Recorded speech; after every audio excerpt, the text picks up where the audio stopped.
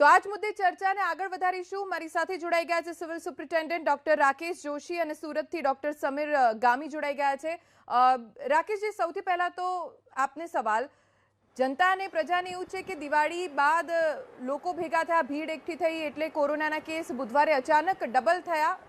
અત્યાર સુધી 20-24 આવતા હતા, ગઈકાલે 42 કેસ આવ્યા। બીજી તરફ આરોગ્ય મંત્રીનું કહેવું છે કે ટેસ્ટિંગ વધારાવું એટલે કેસ વધ્યા। હકીકત શું હોઈ શકે છે? હું અત્યારે આ વખતની વાત કરું, ખાસ કરીને આજના દિવસની, તો આજના દિવસે સિવિલ હોસ્પિટલમાં એક પણ કોરોનાનો દર્દી દાખલ નથી। ગયા વર્ષે આ જ દિવસની વાત કરું તો કોરોના હોસ્પિટલ અમારી બેડ 100% ફૂલ હતા। એનો મતલબ કે અત્યારે જે પરિસ્થિતિ છે ડેફિનેટલી કાબૂમાં છે। આપણે જે જોઈ રહ્યા છીએ કે જે રીતનું એગ્રેસિવ વેક્સિનેશન થયું છે અને એના હિસાબે કરીએ કે પછી પોતાની જે જાગૃત નાગરિકોની એમ કે જે કોવિડ એપ્રોપ્રિએટ બિહેવિયર કર્યું છે એ લોકોના સૌના સહકારથી કદાચ આપણે કોરોના ઉપર ઘણો બધો કાબૂ મેળવી શક્યા છીએ। અત્યારે જે આપણી માટે જે ચિંતાનો વિષય છે કે આપણે એ જોયું કે દિવાળી પહેલાં શોપિંગ માટે ઘણી ભીડ થયેલી અને તહેવારો દરમિયાન તીર્થસ્થાનો કે ફરવા જવાના જગ્યા પર આપણે લોકોના ઘણા બધા મેળાવડા જોયા છે। એટલે સ્વાભાવિક છે કે આપણને એક ચિંતા રહે કે હવે આ કેસીસ વધશે કે નહીં વધે અને એ વધશે તો ક્યારે વધશે। અમારી દ્રષ્ટિએ જોવા જઈએ તો આવનાર અઠવાડિયું છે એ કદાચ વધારે મહત્ત્વનું રહેશે કે કેસીસમાં કે કોરોના પર આપણો કેટલો કંટ્રોલ છે। પરંતુ જે રીતે વેક્સિનેશનના આંકડા આપણી સામે છે, જે રીતનું એગ્રેસિવ વેક્સિનેશન છેલ્લા 3-4 મહિનાથી થયું છે, આપણે સૌ એવી આશા રાખશું કે કદાચ આમાં કોઈ વધારો ન થાય। અને ખાસ કરીને એ જ કહેવાનું છે કે વેક્સિન જો જે લોકોનું 100% થયું છે એમને ઇવન કોરોના થશે તો બી બહુ જ માઇલ્ડ ડિગ્રીમાં થતો હોય છે, જેને એડમિશનની જરૂર નથી હોતી। મેજોરિટી હોમ ક્વોરન્ટાઇનમાંથી એ લોકો સાજા થઈ જતા હોય છે। આપણે એટલું જ માનવાનું છે કે જેને સેકન્ડ ડોઝ નથી લીધો હોય મહેરબાની કરીને તાત્કાલિક લઈ લો અને લીધા પછી પણ કોવિડ એપ્રોપ્રિએટ બિહેવિયરનું પાલન કરો। બને ત્યાં સુધી આવી બધી જગ્યાએ અત્યારે જવાનું ટાળીએ।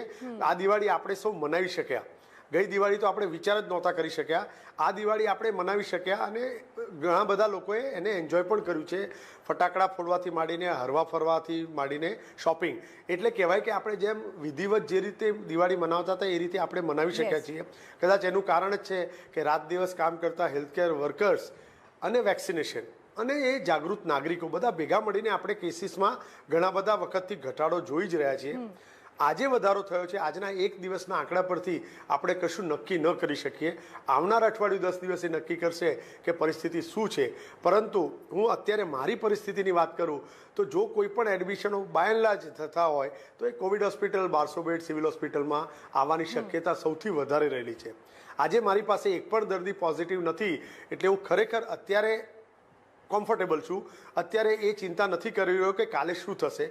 આજે પેશન્ટ 0 છે, પરંતુ હા આવનાર 7 થી 10 દિવસ આપણને પિક્ચર ક્લિયર કરશે। સમીરભાઈ, આઈસીએમઆરની ગાઈડલાઈન છે કે લગભગ લક્ષણો 5 થી 14 દિવસમાં દેખાતા હોય છે। આજે કેસ આવ્યા છે, સીધા ડબલ આવ્યા છે કેસ, અને સૌથી વધારે અમદાવાદ શહેરમાં આવ્યા છે। કયા સમયગાળાના આ કેસ હોઈ શકે છે? નમસ્કાર। આજે કેસ હોઈ શકે એ કદાચ 1 વીક એટલે કે દિવાળીના પહેલાનું જે વીક હતું, ખરીદીનું, જે લોકો શોપિંગ માટે નીકળેલા, ઘરની સાફ સફાઈ માટે નીકળેલા અને દિવાળી પહેલાં ઘણા બધા કામો પૂરા કરવા માટે નીકળેલા, એ વખતેના હોઈ શકે। પ્લસ ગવર્મેન્ટ દ્વારા ટેસ્ટિંગ તો વધારવામાં આવ્યું જ છે। રેલવે સ્ટેશન પર, એરપોર્ટ પર પણ ટેસ્ટિંગ વધી ગયું છે। ઘણા દર્દીઓ દિવાળી પછી કામ ધંધે જવાનું શરૂ કર્યું છે, એટલે કે સ્કૂલના વેકેશન પૂરા હોસ્ટેલમાં જવાનું શરૂ કર્યું છે, કામ ધંધે જવાનું, અને આ કામ ધંધે જે લોકો જાય છે એમના પણ ફરજિયાત ટેસ્ટિંગ છેલ્લા 1-2 દિવસમાં કરવામાં આવ્યા છે। આ કારણે પણ આંકડો વધી શક્યો હોય।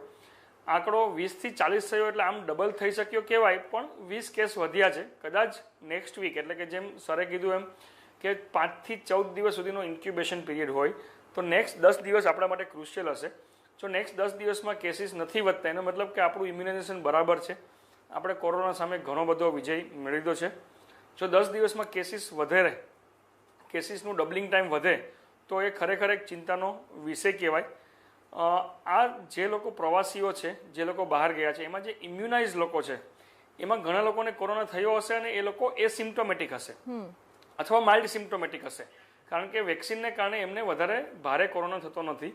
આ કારણે એ રૂટીનલી કોરોના ટેસ્ટ નથી કરતા, પણ જ્યારે ફરીને પાછા આવ્યા ત્યારે કોરોના ટેસ્ટ થયો હશે અને પોઝિટિવ આવ્યો હશે. આ સિવાયના પણ ઘણા બધા એસિમ્પ્ટોમેટિક કેરિયર કે માઇલ્ડ લક્ષણોવાળા કોરોના કેસ કદાચ આપણી આસપાસમાં ફરતા હશે. કાલે જ એક ઓસ્ટ્રેલિયન સ્ટડીમાં જાણવામાં આવ્યું કે કોરોનાની વેક્સિન બંને ડોઝ લીધા હોય એ લોકોમાં મૃત્યુ અને આઈસીયુનું પ્રમાણ 16 ટાઈમ લેસ છે, એટલે કે 16 ગણું ઓછું છે. તો આ જ સાબિત કરે છે કે કોરોનાના કેસ કદાચ વધશે, પણ એ મોટા ભાગના બધા માઇલ્ડ કેસીસ હશે કે જે પેશન્ટને આઈસીયુ કે હોસ્પિટલાઇઝેશનની જરૂર નહીં પડે. એવું હાલ પૂરતું આપણે માની રહ્યા છીએ. આવનારા 8 થી 10 દિવસો આપણને વધારે પિક્ચર ક્લિયર કરશે કે આપણે કોઈ કોરોના, અને એક વસ્તુ તો શ્યોર છે હવે કે કદાચ આવશે તો પણ બહુ વધારે પ્રમાણમાં નહીં આવે. જે સેકન્ડ વેવમાં જે દર્દીઓએ હાલાકી ભોગવી ઓક્સિજન માટે, ઇન્જેક્શન માટે, એવું તો કદાચ નહીં જ થાય એવું આપણે ચોક્કસપણે કહી શકીએ. કદાચ થોડા ઘણા કેસીસ વધી શકે. સર, આપણા આ બંનેની વાતો ઉપરથી અત્યારે તો એવું લાગી રહ્યું છે કે આપણે તમામ લોકો, જેટલા પણ લોકો છે, વેક્સિન ઉપર નિર્ભર છે. સર, રાકેશજી, આપની પાસેથી હું જાણવા માંગીશ કે વેક્સિન લીધી હોય એવા ઘણા બધા લોકોમાં 6 મહિના પહેલા પણ એવા લોકો હશે કે જેમણે વેક્સિન લીધી હશે. હવે વાતો તો એવી પણ છે, અહેવાલો તો એવા પણ મળે છે કે વેક્સિનની અસર જે છે એ 6 મહિના સુધી રહે છે. તો ત્યારબાદ શું એ વ્યક્તિ એટલું ઇમ્યુનાઇઝ હશે? પહેલી વાત તો એ કહું કે જે વેક્સિન્સના આપણા નિયમ છે એ પહેલા અને બીજા ડોઝમાં કોવિશિલ્ડ જોઈએ તો 84 દિવસનો ગાળો છે, અને કોવેક્સિન જોઈએ તો એનો 48 દિવસનો ગાળો છે. એટલે કે પહેલા અને બીજા ડોઝના અંતર જ્યારે બંને ડોઝ આપી દેવામાં આવે ત્યારે મેક્સિમમ ઇમ્યુનાઇઝેશન થતું હોય છે. એનું બીજું ઇનડાયરેક્ટ એવિડન્સ એવું હોય કે તમે જો બોડી એન્ટીબોડીનું ટેસ્ટ કરાવો તો તમને ખ્યાલ આવે કે કેટલી એન્ટીબોડી બની છે. પરંતુ હું આપણે સૌથી અગત્યની વાત એ કહીશ કે વેક્સિન જ્યારે આપીએ ત્યારે 2 ટાઈપની ઇમ્યુનિટી ક્રિએટ થતી હોય છે. એક હ્યુમરલ હોય છે અને એક સેલ્યુલર હોય છે. એટલે આ જે એન્ટીબોડી રિલેટેડ ઇમ્યુનિટી છે એ ધીરે ધીરે અમુક મહિનામાં, જેમ આપણે કહ્યું 5-6 મહિના પછી તો કદાચ એન્ટીબોડીના લેવલ ધીરે ધીરે ઓછા થઈ શકે છે. પરંતુ જે સેલ મીડિયેટેડ ઇમ્યુનિટી છે જે આપણને લાઈફ લોંગ ઓર લોંગ ટાઈમ સુધી આપણને કવરેજ આપે છે. અને એટલા માટે જ કહેવાય છે કે જેને બંને ડોઝ લીધા છે એને કોરોના થઈ શકે છે, ન થાય એવું નથી. બહુ જૂજ કિસ્સામાં થાય છે અને મેજોરિટીમાં એ માઇલ્ડ સિમ્ટમ સાથે જ પ્રેઝન્ટ થતા હોય છે. હા, એ કેરિયર હોઈ શકે છે, અને એટલા માટે જ આપણે એના ઉપર પણ ભાર આપીએ છીએ કે કોરોનાની બંને વેક્સિન લીધા પછી પણ આપણે કોવિડ એપ્રોપ્રિએટ બિહેવિયરનું પાલન તો કરવાનું જ છે, માસ્ક તો પહેરવાનો જ છે. એટલે એન્ટીબોડીઝ ઓછી થાય તો એની ચિંતા નથી કરવાની, કારણ કે શરીરની અંદર એક વખત વેક્સિન આપી છે એટલે એ આઈડેન્ટિફાઈ થઈ જશે કે જેવું કોરોના એમ કે ઇન્ફેક્શન શરીરમાં આવશે એટલે બોડી એને રિએક્ટ કરવાનું જ છે. અને એના હિસાબે જ કહી શકાય કે વેક્સિન લીધી હશે તો આપણને બહુ જ માઇલ્ડ સિમ્ટમ રહેશે. જો થશે તો થવાના ચાન્સીસ ઘણા ઓછા હોય છે. એવું કહેવાય છે કે 80 થી 85%, ક્યારેક 90% સુધીની ઇમ્યુનિટી આપણને એનાથી મળતી હોય છે. બાકીના જે લોકો રહ્યા એમાં માઇલ્ડ સિમ્ટમ સાથે થશે. એટલે જેમ સાહેબે કહ્યું પ્રમાણે આઈસીયુ એડમિશનના ચાન્સીસ બહુ જ ઓછા છે, અને આઈસીયુ એડમિશનના ચાન્સીસ ઘટે એટલે ડેફિનેટલી મૃત્યુનો દર પણ ઓછો થાય. મહેરબાની કરીને વેક્સિન લઈ લેજો. હજુ પણ છે જે લોકો બીજો ડોઝ નથી લીધો, વહેલામાં વહેલી તકે લઈ લો, જેથી કરીને આપણે બહુ જ જલ્દી આના ઉપર વિજય મેળવી શકીશું. મેક્સિમમ લોકો જ્યારે બંને ડોઝના વેક્સિન લઈ લેશે ત્યારે એક ટાઈપની હર્ડ ઇમ્યુનિટી પણ થશે, જેથી કરીને આ જે અત્યારે પેન્ડેમિક ચાલે છે એ ધીરે ધીરે એન્ડેમિક થઈ અને પછી ખતમ થઈ જશે. પણ એની અંદર આપ સૌ દરેક વ્યક્તિનો ફાળો છે, સમાજના લોકોનો ફાળો છે, જે હજુ પણ માને છે કે વેક્સિનથી નુકસાન થાય, વેક્સિનથી ફલાણા કોમ્પ્લિકેશન. આટલા કરોડોમાં વેક્સિનેશન થયા છે, કોઈ જેવા પ્રોબ્લેમ નથી. ને અત્યારે તો આપ જાણો જ છો કે ઘણા બધા ડિસ્ટ્રિક્ટમાં રાત્રે ઘરે જઈ જે તે જગ્યા પર જઈને વેક્સિન આપવાનું અભિયાન ચાલી રહ્યું છે. આવું એગ્રેસિવ વેક્સિનેશન જ્યારે ચાલતું હોય ત્યારે સૌએ એમાં સાથ આપવો જોઈએ. જે વેક્સિનેશનથી રહી ગયા છે એમને પોતે અચૂકથી લઈ લેવી જોઈએ. જે નથી લેતા એમને બધાએ ભેગા મળીને સમજાવવા જોઈએ. તો આપણે જો આવું બધું કરશું અને એક હર્ડ ઇમ્યુનિટી તરફ જઈશું તો કદાચ કોરોનાની ત્રીજી લહેર કોરોના જ ખતમ થઈ જશે, અને એક દિવસ એવો આવશે કે આપણે પૂર્વવત જીવનમાં પાછા ફરી શકીશું. સમીરજી, અત્યારે વેક્સિનેશન ડ્રાઈવ ખૂબ સારી રીતે ચાલી રહી છે અને લોકોના ઘરે જઈને વેક્સિન આપવામાં આવી રહી છે, પણ છતાંય કેટલાક લોકો એવા છે કે જે વેક્સિન લેવાથી ઇનકાર કરી રહ્યા છે અથવા તો અવગણના કરી રહ્યા છે. એ કેટલું જોખમી સાબિત થઈ શકે છે કોરોનાના કેસ વધવાને લઈને?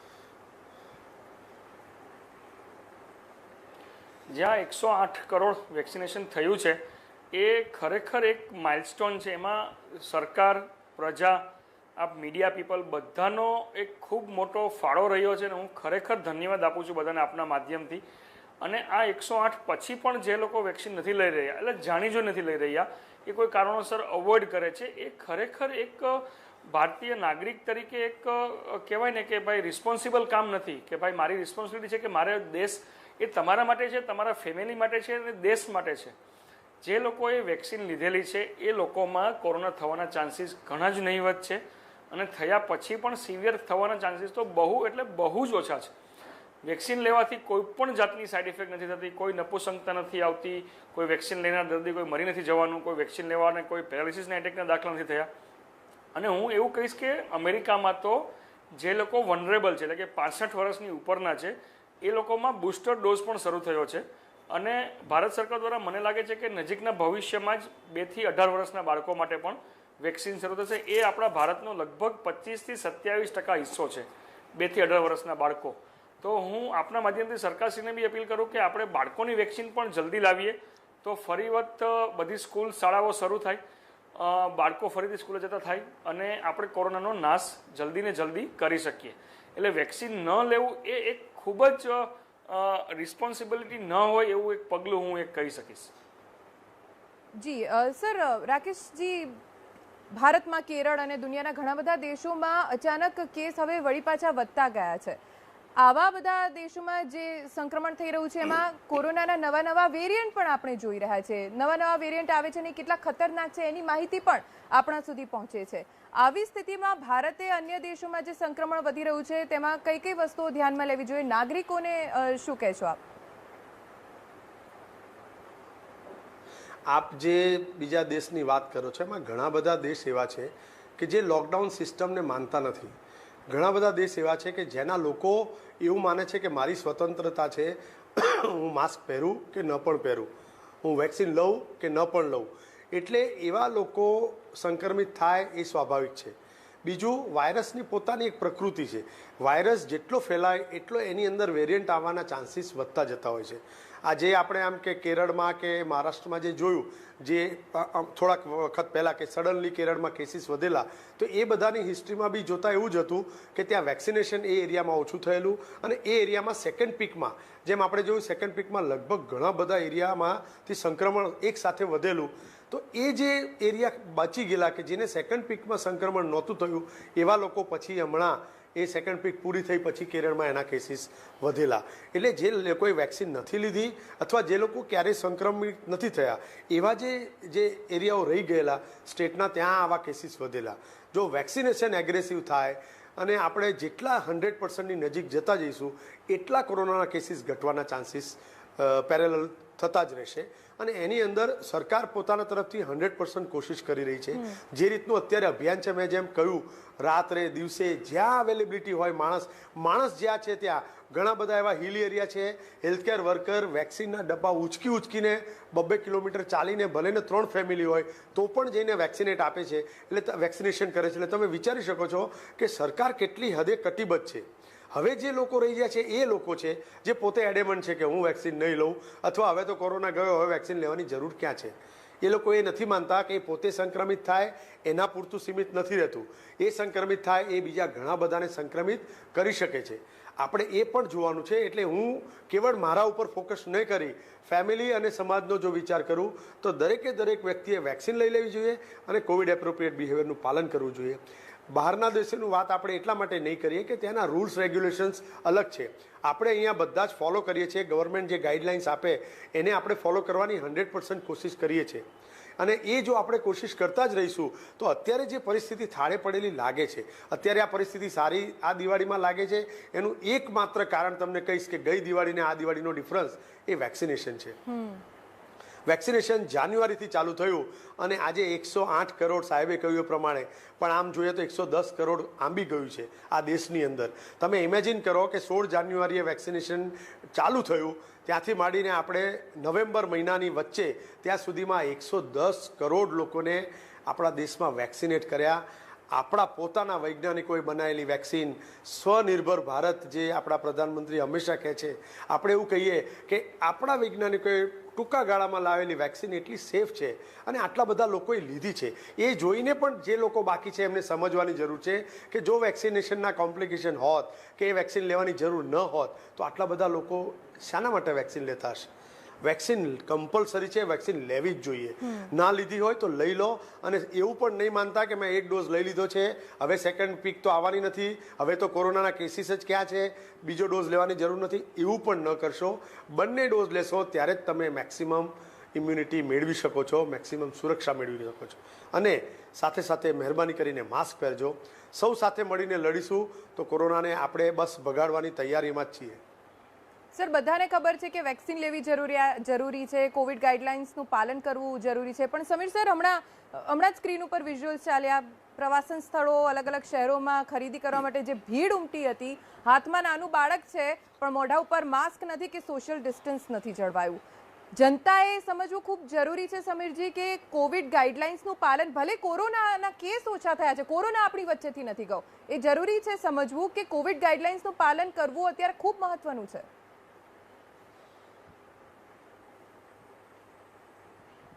કોવિડ ગાઈડલાઇનનું પાલન કરવું જરૂરી જ છે. જનતા, કદાચ હું એક લેમેન તરીકે કહું કે ભાઈ જનતામાં કદાચ એક એવો વિચાર અત્યારે ફરી વળ્યો છે કે મને તો કોરોના થઈ ગયો છે, હવે મને બીજી વાર નહીં થાય, અથવા મને વેક્સિન લીધેલી છે તો હવે મને કોરોનાની ડર નથી એટલે માસ્ક, સોશિયલ ડિસ્ટન્સિંગનું પાલન નથી કરી રહ્યા. આ એક અંશે સાચું છે, પણ આપણે આપણી રિસ્પોન્સિબિલિટી આપણા સમાજ અને આપણા ફેમિલી માટે પણ છે. આપણા બાળકોને હજી વેક્સિન નથી મળી, આપણા બાળકોની સ્કૂલ શરૂ થવાની તૈયારીમાં છે, આપણા ઘરે કોઈ વયોવૃદ્ધ હોય કે જેમને કોરોના થયો નથી પણ વેક્સિન લીધેલી છે અને કોઈ ઇમ્યુનો કોમ્પ્રોમાઇઝ હોય, એટલે કે કોઈ કેન્સરની દવા ચાલતી હોય, કોઈ સ્ટીરોઇડની દવા ચાલતી હોય, આ બધા પણ હજી પણ વનરેબલ થઈ શકે છે. જેમ જેમ હર્ડ ઇમ્યુનિટી વધશે એમ તમારો સ્પ્રેડ ઘટશે, પણ એને ઝીરો થવામાં ઘણો વાર લાગશે. જેમ શીતળા ડિઝીઝ છે, જે પોલિયો ડિઝીઝ છે, એનું કન્ટિન્યુએશન વેક્સિનેશન ચાલુ છે પોલિયો માટે, એમ કદાચ એવું બને કે નેક્સ્ટ 1-2 વર્ષમાં આપણે કદાચ કોરોનાનું પણ કરવું પડે, પણ એ હજી કહેવું અઘરું છે. એના ડેટા આવે છે, જેમ સરે કીધું એમ કે જે લોકોને જાન્યુઆરીમાં વેક્સિન આપેલી એ બધાના બ્લડ સેમ્પલ લેવાય છે, એ લોકો પર સ્ટડી થાય છે કે કેટલા એન્ટીબોડી છે અત્યારે, દર મહિને કેટલા એન્ટીબોડી ઘટે છે.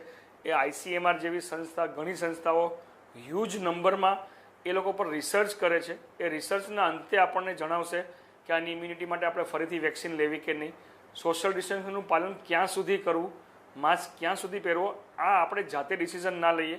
આ આપણે સરકારની જે સંસ્થાઓ છે કે જે આપણા સારા માટે વિચારે છે એ લોકોના સ્ટડીઝ આવી જવા દો, પછી આપણે કદાચ વિચારીએ. ઇઝરાયલ જેવા દેશમાં થયેલું કે 90% વેક્સિનેશન થયું એટલે માસ્કની છૂટ આપી અને વિધિન 15 to 16 ડેઝમાં ફરીથી માસ્કનું અમલ કરવામાં આવેલું. તો આપણે કોવિડ એપ્રોપ્રિએટ બિહેવિયર જ્યાં સુધી ગાઈડલાઇન ના કે, જ્યાં સુધી WHO, ICMR, ઇન્ડિયન ગાઈડલાઇન ના કે, ત્યાં સુધી આપણે જરૂર ને જરૂર કરવું જ પડે. રાકેશભાઈ, સમીરજીએ વાત કરી કે બાળકોની વેક્સિન આવે અને જલ્દી આવે, સરકારે એવા પ્રયત્ન કરવા જોઈએ અને એ દિશામાં સરકાર પ્રયત્ન કરી પણ રહી છે. પણ અગાઉ એવી વાત હતી કે ત્રીજી લહેર આવશે, બાળકોને ખૂબ વધારે અસર કરશે. આવી સ્થિતિમાં જે નાના બાળકો છે 18 વર્ષથી નાની ઉંમરના, એમના માતા પિતાએ, વાલીઓએ કઈ વાતો ધ્યાનમાં રાખવી જોઈએ જ્યાં સુધી વેક્સિન નથી આવી? ખાસ તો એટલું કહીશ આપને કે આપણે ઇન્ડિયાની અંદર 2 મેજર પીક જોઈ અને આપણે અમદાવાદની વાત કરીએ તો આપણે 3 પીક જોઈ. પહેલાં જોઈ, એના પછી દિવાળી ટાઈમે અને પછી હમણાં જે ઇન્ડિયાની સેકન્ડ પીક, એટલે આ 3 પીક જોઈ. એની અંદર અમે એવું જોયું છે કે બાળકોમાં બાય એન્ડ લાર્જ કોરોના જ્યારે થતો હોય છે ત્યારે મેજોરિટી કિસ્સામાં બાળકો એસિમ્પ્ટોમેટિક હોય છે, એટલે એમને થાય છે અને મટી જાય છે, કોઈને ખબર જ નથી પડતી.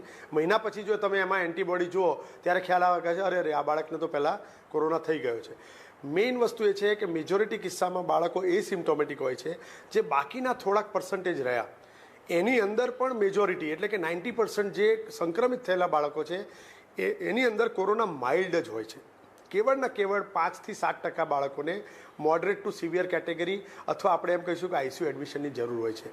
એટલે બાળકો ભગવાને જ કદાચ તંદુરસ્ત અને હેલ્ધી બનાવ્યા છે. સાથે સાથે બાળકોને એક એટલી એમ કે ઇમ્યુનિટી આપેલી છે જેથી કરીને કોરોના સંક્રમિત થતા નથી. અત્યારે આપણે ત્રીજી વેવની આશંકા એટલા માટે કરતા હતા કે આપણે 18થી ઉપરના દરેક વ્યક્તિને વેક્સિનેટ કરી ચૂક્યા છીએ. એની વેક્સિન અવેલેબલ છે એટલા માટે. બીજું કે પહેલી પીકમાં આપણે જોયું હતું કે બધા સિનિયર સિટીઝન ઇફેક્ટ થયા. સેકન્ડ પીકમાં આપણે જોયું તો બધા યંગસ્ટર ઇફેક્ટ થયા. એટલે એવી સ્વાભાવિક એક એવી માન્યતા અને એક એમ કે એવું લોજિક બી છે કે જ્યારે 18થી ઉપરના વર્ષના બધા જ લોકો 1 બાય 1 સંક્રમિત થઈ ગયા તો હવે કોઈ એક કેટેગરી રહી તો એ છે 0 થી 18 વર્ષ કે જેના માટે વેક્સિન પણ નથી અને આ બંને પીકમાં એ વધારે પડતા સંક્રમણ પણ નથી થયા. એટલે હવે પછી જો એ પીક આવશે તો એ બાળકોમાં આવવાના ચાન્સીસ વધારે છે એવી એક આશંકા હતી. પરંતુ આપણે એ આશંકાને બી જ્યારથી ચાલુ થયું સેકન્ડ પીક પૂરી થઈ ત્યારથી માંડીને અત્યાર સુધી લગભગ 4 મહિના થઈ ગયા.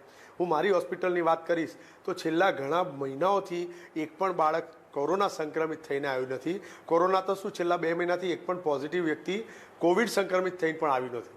એનો મતલબ એવો છે કે એ એક આશંકા ડેફિનેટલી છે. આશંકાને નકારી ના શકાય. આ પેન્ડેમિક છે, પેન્ડેમિકમાં ત્રીજો વેવ આવે એવું એક લોજિક બી છે અને થિયરી બી છે કે ભાઈ ત્રીજો વેવ આવશે. કેવો આવશે કેવું પણ મુશ્કેલ છે અત્યારે. આ બધું જ અનસર્ટેનિટી વચ્ચે બાળકોને વેક્સિન નથી તો એમને બચાવવા માટે એક મેડિકલ લેંગ્વેજમાં કહીશ તો કોકૂન વેક્સિન એટલે કે બાળકોની આસપાસ રહેતા જેટલા લોકો છે મમ્મી પપ્પા દાદા દાદી કાકા કાકી માસા માસી જેટલા લોકો બાળકમાં સંપર્કમાં આવતા હોય એ દરેક વ્યક્તિ જો વેક્સિનેટ થઈ જાય તો એ બાળકમાં ઇન્ફેક્શન સ્પ્રેડ કરવાના ચાન્સીસ થોડા ઓછા થાય.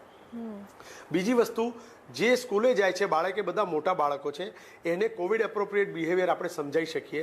ઘરમાં જો માતા પિતા પ્રોપર બિહેવિયરથી માસ્ક પહેરતા હોય અને હેન્ડ સેનિટાઈઝરનો યુઝ કરતા હશે તો એ મોટા બાળકો એ વસ્તુ જોઈને કરવાના છે. હવે ટીવીના માધ્યમથી દરેક રીતે બાળકોને એટલી તો સમજ છે કે અત્યારે કોવિડ ચાલી રહ્યો છે ને કેવી રીતે થાય છે અને કેવી રીતે એનાથી સ્પ્રેડ થતું હોય છે. બાળકો વાનમાં જાય તો વાનના દરવાજા ખુલ્લા રાખે. સ્કૂલમાં જતા લોકોને જે એની એડમિનિસ્ટ્રેશન તરફથી પ્રોપર એમ કે સેફ ડિસ્ટન્સમાં બેસવાનું, ટીચર્સ એપ્રોપ્રિએટ બિહેવિયર કરે, માસ્ક પહેરે, આ બધું જો ધ્યાન રાખે તો સંક્રમણ થવાના ચાન્સીસ ઓછા છે.